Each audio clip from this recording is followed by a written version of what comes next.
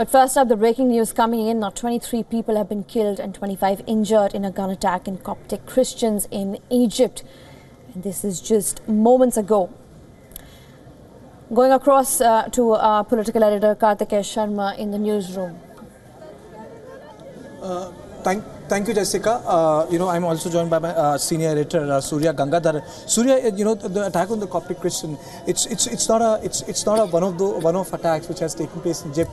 The larger issue, it seems to us, is the way minorities within Islam and the minorities after Islam in past 20 and 30 years, the relationship and the realignment with the dominant Sunni community has changed. Do you agree with that?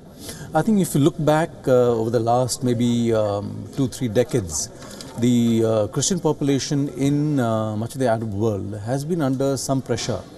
Perhaps less in countries like Iraq, which was a largely secular Sunni country, perhaps even less in Syria and Lebanon, but certainly more in some of the other more orthodox countries. And in that sense, there's been a gradual migration of Christians from these parts, generally to the west, to Canada and other places, where they find that the environment is a little safer. And even if you look at Israel, for instance, the Christians there are also under pressure. So generally, you'll find in the Arab world, including Israel, the Christian populations are diminishing, and especially in the course of the last 3-4 years with the advent of ISIS, this has been accentuated. You use the word secular. Isn't it ironical that with dictatorial regimes, the atmosphere remains slightly more plural? I will not use the word secular, where minorities can coexist. And whenever there is a disruption and the process becomes democratic, the protests in West Asia and in the northern parts of Africa acquire Islamic idiom. In fact, if you look at these so-called secular regimes, Saddam Hussein, Bashar al-Assad, they are actually bringing together they're increasing their support base actually. This may not necessarily have the support of the local Sunni populations because there is a certain mindset there.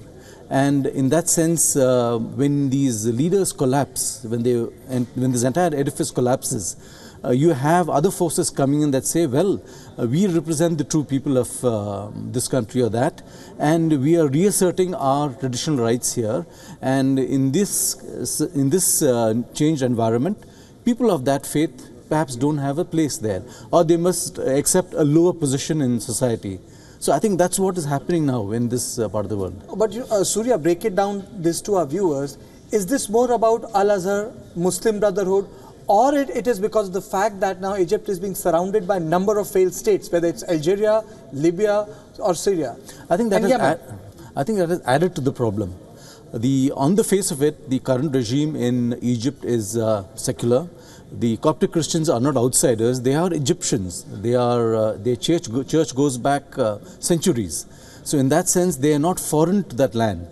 But if you look at Egypt's borderlands, and you'll find that in the province of Sinai, the Islamic State is pretty active.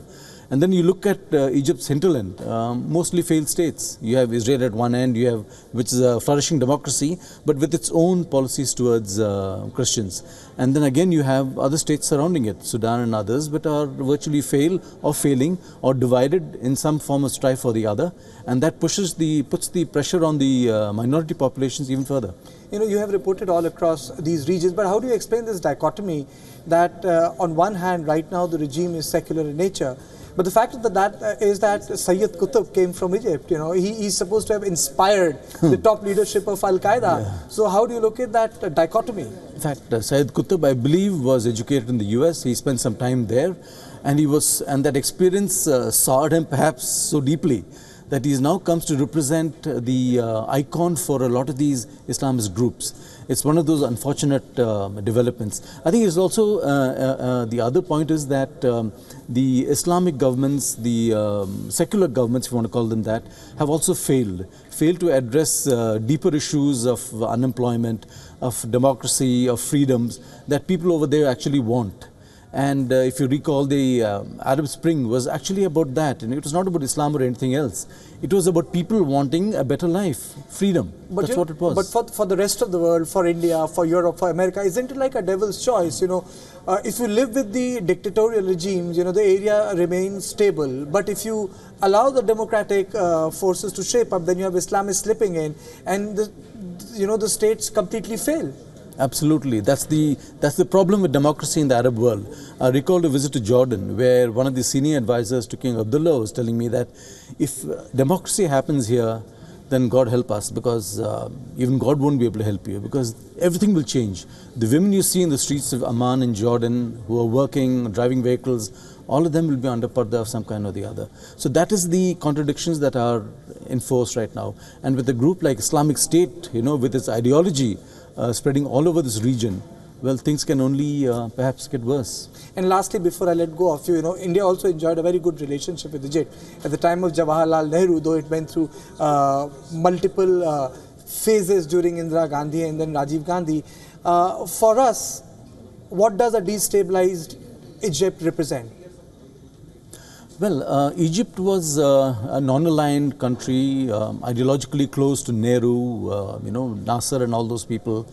I think that was a part of history. India has kind of moved on, India has become more pragmatic, more selective in what it wants.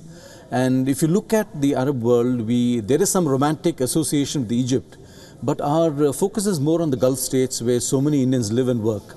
Focus is more on oil. That's what you're saying. It has shifted. It has our shifted. Interest and priorities. Absolutely, absolutely. We are pragmatic. We are looking at what we can get. And the UAE offers employment. It offers oil. It offers a chance now to invest their sovereign debt. So I think that's where India's interests really are going. We are also joined by a journalist from Cairo, Shaiza. I mean, Shaiza, can you hear us? Yes, I can hear you. My first question to you is, can you please elaborate on the terrorist attack which has taken place, and can you break it down for the viewers in India as to what exactly has happened in terms of facts? Actually, we woke up to the news. It's Friday morning, so this is a rest day here in Cairo, and we woke up to this horrific news that a bus that was heading to a monastery in the southern city of Minya was attacked by armed gunmen. They opened fire on the bus, and we're getting reports of 23 people killed. Medical sources say perhaps even more, 24 or 25. It's not the first of its kind. It comes hot on the heels of the recent church attacks that took place in the Nile Delta city of Tanta and the Mediterranean coastal city of Alexandria during Easter. Now, those attacks were claimed by ISIS, and at least 47 people were killed in the church attacks. Scores were injured, and ISIS has in fact issued a statement threatening to continue to target Coptic Christians in Egypt over their support for the military regime. Now, these militant groups that are carrying out the attacks support the ousted former Islamist minister who was overthrown by military-backed protests in July 2013. Shaira, will it be correct to say that these attacks are on rise because the Coptic Christians have, as you mentioned, decided to support the military regime? Is it directly a result of that? Is it a right conclusion? I believe that's a direct result. Yes, it is a direct result, although sectarian tensions have been rife in Egypt for decades now. We've always had sporadic flares of sectarian violence here and there across the country. But there seems to be an escalation now because ISIS has said it will continue to target the minority Christian population. They make up about 10 to 15% of the population of Egypt. Thank you so much, Shaya. Thank you for making time for us. So, Surya, I think she summed it up really well. Because of the change in internal alignments and the way the minority community supports a regime which is provides protection. Provides protection. I will not use the word secular. Provides protection, a safe, ordinary life. That they have come under the attacks from the fundamentalists. That's the contradictions that you have to live under if you're a minority in that part of the world. You look for support, protection from a secular regime, and that provides you a way of life. It provides you a standard of living.